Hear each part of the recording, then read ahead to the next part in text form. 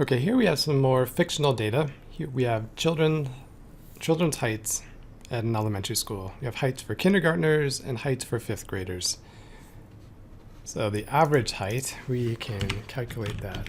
It's a fairly straightforward calculation. Equals average for kindergarten. We'll just select all the values for height. And we'll do the same for fifth grade. Equals average height for fifth graders. Okay, so now the standard deviation. We have two options, standard deviation of the population or the sample. It depends what type of analysis we're doing.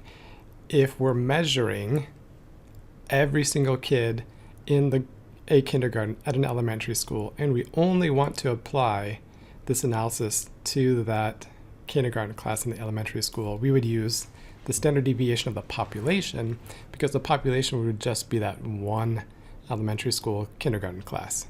If we were going to apply this, like if we just sampled 30 kindergartners across the United States, well, then we would use a sample because we're not measuring everybody.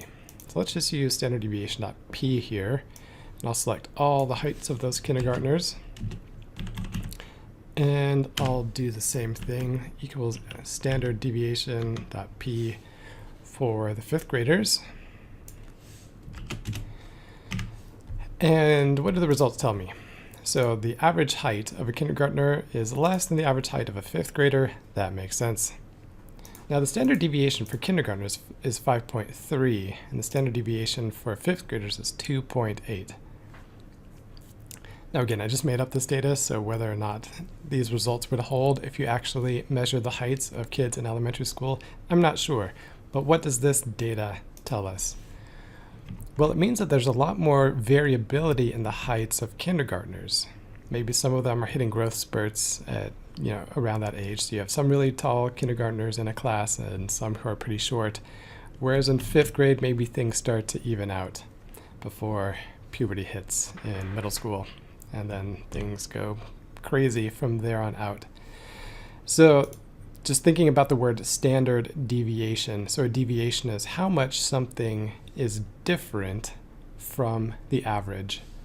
So the standard deviation is basically telling us how spread out our data is. So the higher standard deviation for the kindergartners tells us that the heights for kindergartners in these classes are more spread out than the heights for our fifth graders.